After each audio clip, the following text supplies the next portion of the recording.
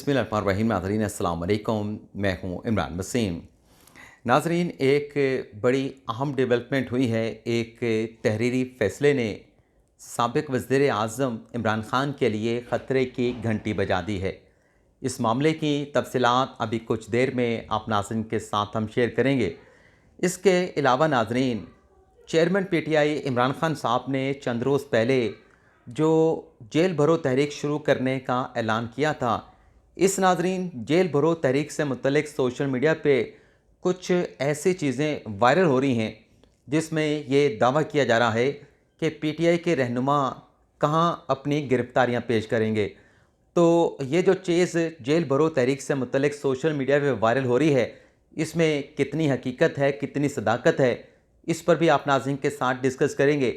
और इसके अलावा हमारे आज के वीलॉग की जो दीगर अहम ख़बरें हैं, उनकी तफ़सीलात भी आप नाज़रीन की खिदमत में पेश करेंगे। तो पहली ख़बर से नाज़रीन गुफ्तगू का आगाज़ करते हैं। एक तो नाज़रीन, आज ज़मान पार्क में दो अहम डेवलपमेंट्स हुई हैं। चेयरमैन पीटीआई इमरान ख़ान साहब ने एक तो अपने पार्टी तर्जमानों के साथ मुलाकात की है, और दूसरी इमरान ख़ान साहब ने मुलाकात की है गैर मुल्की जो मीडिया है उनके सहाफ़ियों के साथ, उनके नुमाइंदगान के साथ मुलाकात की है। सहाफ़ियों के साथ जो इमरान ख़ान साहब की मुलाकात हुई, उसमें ख़ान साहब ने 3 अहम बातें की हैं। एक, ख़ान साहब ने कहा कि नवाज़ शरीफ मुझे डिसक्वालीफ़ाई करवाना चाहता है, और दूसरा, ख़ान साहब ने कहा कि बेशक जनरल बाजवा रिटायर्ड हो चुके हैं, उनके जाने के बाद जो नए आर्मी चीफ़ हैं सैयद आसिम मुनीर शाह साहब, उन्होंने मनसब संभाल लिया है, पाक फ़ौज की कमान संभाल ली है। लेकिन ख़ान साहब ने ये इम्प्रेशन दिया कि लगता ऐसे है कि जनरल बाजवा की पॉलिसियाँ ताहाल जारी हैं। बेशक वो रिटायर्ड हो चुके हैं, लेकिन अभी तक उनकी पॉलिसियाँ जारी व सारी हैं। और तीसरा, ख़ान साहब ने कहा कि पंजाब में जिस बड़े पैमाने पर ब्यूरोक्रेसी में अखाड़ बचाड़ की जा रही है, पोस्टिंग ट्रांसफ़र की जा रही है, ख़ान साहब ने इस ख़दशे का इज़हार किया कि लगता ऐसे है कि धांधली का मंसूबा बनाया जा रहा है, ये इलेक्शन में धांधली करवाएंगे। अब ये ख़ान साहब के जो अपना रिजर्वेशन है वो अपनी जगह पे, फ़िलहाल तो जब से पंजाब असम्बली तहलील हुई है, गवर्नर की जानिब से तारीख नहीं दी जा रही, और हुकूमती वज़रा की तरफ से, हुकूमती रहनुमाओं की तरफ से, गवर्नर खैबर पख्तूनख्वा, गवर्नर पंजाब की तरफ से जो स्टेटमेंट दिए जा रहे हैं, उससे तो बज़ाहिर ये लग रहा है कि इलेक्शन हो ही नहीं रहे, इलेक्शन ये करवाना नहीं चाहते, इलेक्शन होंगे नहीं, तो धांधली का मंसूबा बनाने की क्या ज़रूरत है जब इलेक्शन ही नहीं करवाने। लेकिन ज़ाहिर सी बात है कि ख़ान साहब की अपनी एक उनकी असेसमेंट है। और फिर ख़ान साहब ने कहा कि नवाज़ शरीफ मुझे चाहते हैं कि मैं नाअहल हो जाऊँ, किसी के चाहने ना चाहने से कोई किसी को डिस्क्वालीफाई नहीं करवा सकता। अब आप नवाज़ शरीफ का पनामा का केस देख लें, उसमें जीआईटी बनी, जीआईटी ने तहकीकात की, लेकिन उसके बावजूद भी पनामा स्कैंडल में जीआईटी की रिपोर्ट के बावजूद नवाज़ शरीफ की डिस्क्वालिफिकेशन नहीं बनती थी। और फिर एक नई जूरिस्प्रूडेंस जो है वो डेवलप हुई, और वो सामने आई कि एक ऐसा यानी चीज़ निकाली गई नवाज़ शरीफ के हवाले से कि आपने बेटे से तनख्वाह नहीं ली, और बेटे से तनख्वाह ना लेने के मामले के ऊपर नवाज़ शरीफ को डिस्क्वालीफाई करके एक नई जो है वो जूरिस्प्रूडेंस जो है वो सुप्रीम कोर्ट ने डेवलप की। अब अगर इमरान ख़ान साहब ने माजी में कोई डिक्लेरेशन दिया है अपनी मुबैना बेटी टैरियान से मुतल्लिक, और 2004 में ज़मान पार्क से मुबैना तौर पे वो डिक्लेरेशन एग्जीक्यूट हुआ था, तो अगर ख़ान साहब ने अमेरिकन कोर्ट में अपनी बेटी का एतराफ़ कर लिया था, और उसकी जो गार्डियनशिप थी उसकी खाला को ख़ान साहब ने सुपुर्द कर दी थी, तो ख़ान साहब ने अगर अपनी मुबैना बेटी टैरियान को अपने नॉमिनेशन पेपर में, अपने जो क्वाइफ होते हैं, जो आप एफबीआर में या इलेक्शन कमीशन में जमा करवाते हैं, उसमें अगर अपनी बेटी को ज़ाहिर नहीं किया, तो इसमें नवाज़ शरीफ की क्या गलती है, नवाज़ शरीफ की साजिश क्या है? आपने खुद ही अपनी बेटी को अपनी नॉमिनेशन पेपर में ज़ाहिर नहीं किया, और फिर आपके सामने है, आप तमाम नाज़रीन के सामने, किसी को मेरी बात अगर बुरी लगती है तो उससे मैं मुआज़रत कर लेता हूँ, लेकिन ये फैक्ट हैं। अगर ख़ान साहब ने 2018-2019 में हासिल किए गए तोशाखाना के जो तोहफ़े थे, उन्हें अपने रिटर्न्स में ज़ाहिर नहीं किया, तो ये नवाज़ शरीफ की उसमें साजिश कहाँ से आ गई? नवाज़ शरीफ ने तो नहीं कहा था इमरान ख़ान साहब से कि आप अपने 2018 में, 2019 में हासिल किए गए जो तोशाखाना के तोहफ़े हैं, आप उसे 19 में ज़ाहिर ना करें, आप उसे 20 में ज़ाहिर ना करें, और 2 साल के बाद 2021 के गोशवारे में ज़ाहिर करें, ताकि मैं आपको जो है वो डिस्क्वालीफाई करवा सकूँ। तो ये नवाज़ शरीफ ने तो कभी इमरान ख़ान साहब से नहीं कहा था। ये गलती अगर ख़ान साहब से हुई है, तो ख़ान साहब से खुद से गलती हुई है।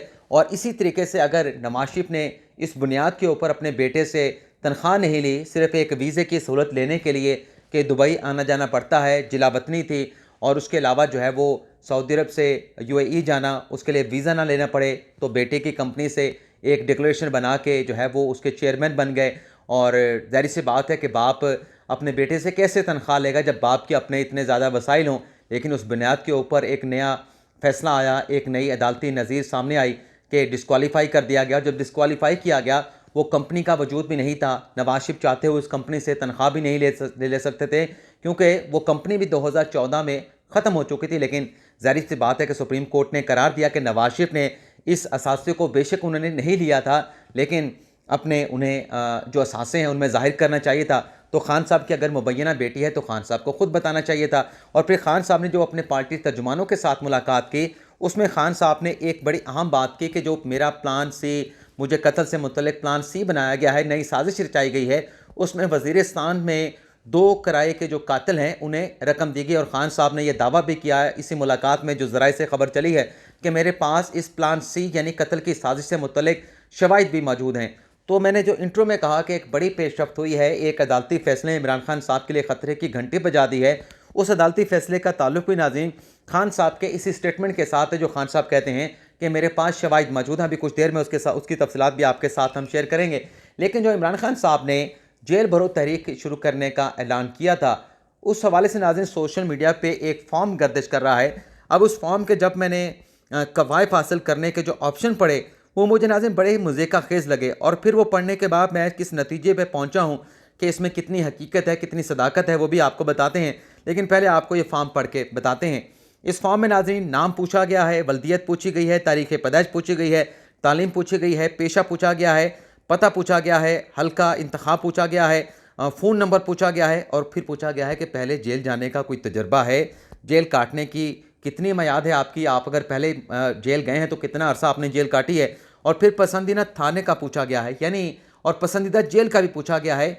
यानी क्या कोई इस बात का तसव्वुर कर सकता है जिसने ये फॉर्म बनाया है कि क्या किसी का थाना जितना मर्ज़ी अच्छा थाना हो, जितना मर्ज़ी फर्निश थाना हो, जितना अच्छा वहाँ का पुलिस का स्टाफ हो, लेकिन थाना या जेल हो, उसे कभी भी कोई पसंदीदा एक जगह जो है कोई शख्स करार नहीं दे सकता, चाहे कैसी हालात क्यों ना हो। और फिर आगे पूछा गया है कि कितने अरसा आपने जेल काटी है। और फिर आखिर में लिखा गया है, जब मैंने इसको पढ़ा तो मैं ये समझ गया कि ये पीटीआई के सियासी मुखालफिन की शरारत है, क्योंकि आखिर में फिर ये लिखा गया कि ज़रूरी नोट, जेल में मोबाइल फ़ोन, वाईफाई और नशे की सहूलियात मैसर नहीं होंगी। तो इस आखिरी लाइन से साफ पता चलता है कि ये जो पीटीआई के सियासी मुखालफिन हैं, जिनका ताल्लुक मुसम्मिक नवाज़ से ज़्यादा और पाकिस्तान पीपल्स पार्टी से कम है, ये उनकी शरारत है। और ये पीटीआई के जेल भरो तहरीक के ख़िलाफ़ एक सोशल मीडिया के ऊपर जो है एक फॉर्म बनाकर जो है इसको वायरल किया जा रहा है। अब जो नाज़रीन बाकी खबरें, उसमें एक तो नाज़रीन शेख रशीद साहब ने, असद उमर साहब ने, अली अमीर गंडापुर साहब ने और पीटीआई के दीगर रहनुमाओं ने जिन जिन के इस्तीफ़े एक्सेप्ट हुए हैं, उन्होंने अपने अपने हलकों में ज़िमनी इलेक्शन लड़ने के जो नॉमिनेशन पेपर हैं वो फाइल कर दिए हैं।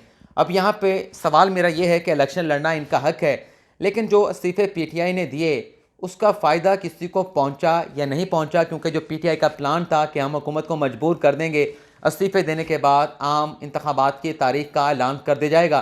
तो खान साहब को तारीख भी नहीं मिली, किसी को फ़ायदा मिला, हुकूमत को भी फ़ायदा नहीं मिला, क्योंकि हुकूमत के ऊपर भी दबाव आया। लेकिन नुकसान नाज़रीन सिर्फ आवाम का हुआ और पाकिस्तान के ख़जाने का हुआ।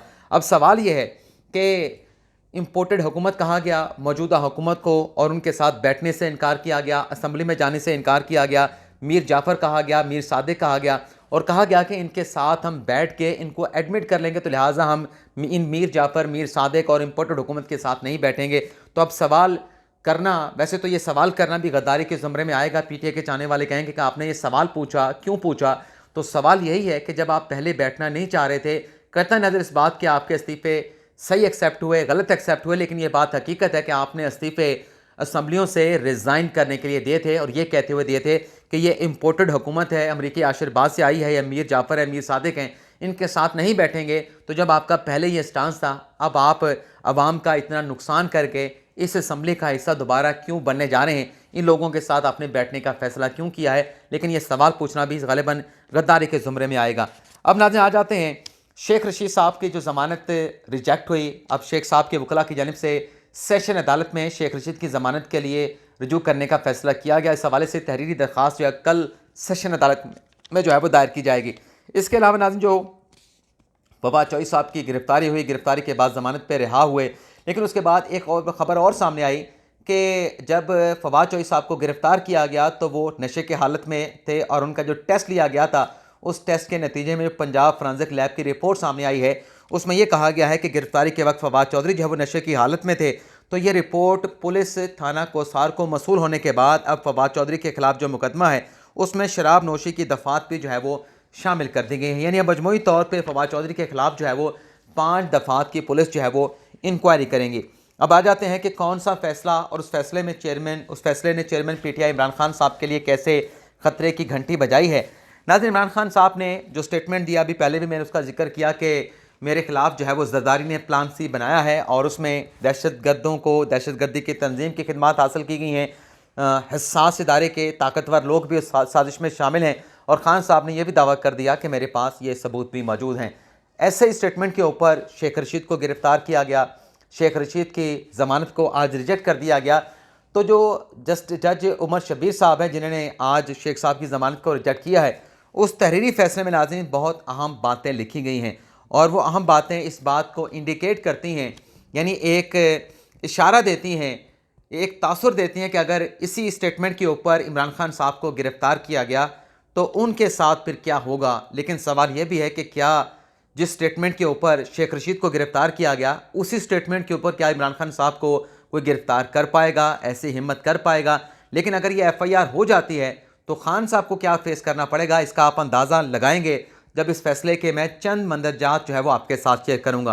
नाज़रीन, 7 सफ़ात का ये फैसला है और इसमें अदालत ने, जज साहब ने लिखा है कि शेख रशीद की जानिब से जो इल्ज़ाम लगाया गया आसिफ अली ज़रदारी पे, उस इल्ज़ाम को बार बार दोहराया गया।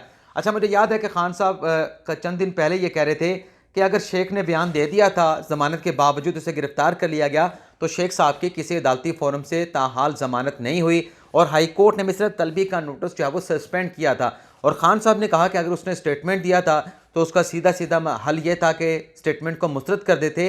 लेकिन खान साहब तो कह रहे हैं कि मेरे पास शवाहिद भी मौजूद हैं, तो ऐसा स्टेटमेंट कैसे मुस्तरद हो सकता है। और नाज़रीन, तहरीरी फैसले में दूसरा जो नुक्ता आपके साथ हम शेयर करने जा रहे हैं, उसमें जज साहब ये लिखते हैं कि मुल्ज़म को ज़मानत दी जाए तो जुर्म दोबारा दोहराने का ख़तरा है। यानी अदालत ये कह रही है कि जिस जुर्म के ऊपर शेख रशीद को गिरफ़्तार किया गया, गिरफ़्तारी के दौरान शेख रशीद ने उस इल्ज़ाम को, उस बयान को बार बार दोहराया और ये कहा कि मैं अपने स्टेटमेंट के ऊपर कायम हूँ। अदालती फैसले में कहा गया है कि शेख रशीद ने पॉली क्लिनिक में तौहीन अमेज़ ज़बान का इस्तेमाल किया। शेख रशीद ने वज़ीर दाखिला, वज़ीर ख़ारजा के खिलाफ गालम गलोच और तौहीन अमेज़ ज़बान इस्तेमाल की। शेख रशीद के बयानात को नज़रअंदाज नहीं किया जा सकता। दौरान हिरासत अगर मुल्ज़म अपने ऐसे बयान दे सकता है तो ज़मानत के बाद भी दे सकता है।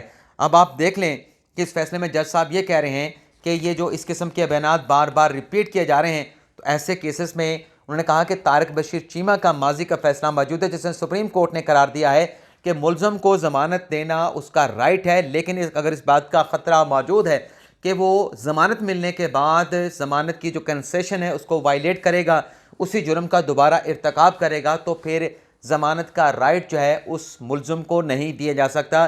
तो सुप्रीम कोर्ट के इसी फैसले का हवाला दिया गया है। तो अगर इमरान खान साहब जो बार बार कहते हैं कि बेशक मेरे खिलाफ हद तक का मुकदमा कर दें, मेरे पास शवाहिद मौजूद हैं, मैं फेस करूँगा, और खान साहब वो स्टेटमेंट बार बार दोहराते रहते हैं, आज भी दोहराया है, तो अगर खान साहब के खिलाफ ये मुकदमा दर्ज हुआ तो खान साहब के खिलाफ दर्ज होने वाली FIR में इमरान खान साहब का स्टेटस क्या होगा, खान साहब को किस किस्म की कानूनी कार्रवाई का सामना करना पड़ेगा, इस अदालती फैसले से आप उसका अंदाज़ा कर सकते हैं। बहरहाल हम आपसे इजाज़त चाहेंगे। अल्लाह ताला आप सबका, हम सबका हामी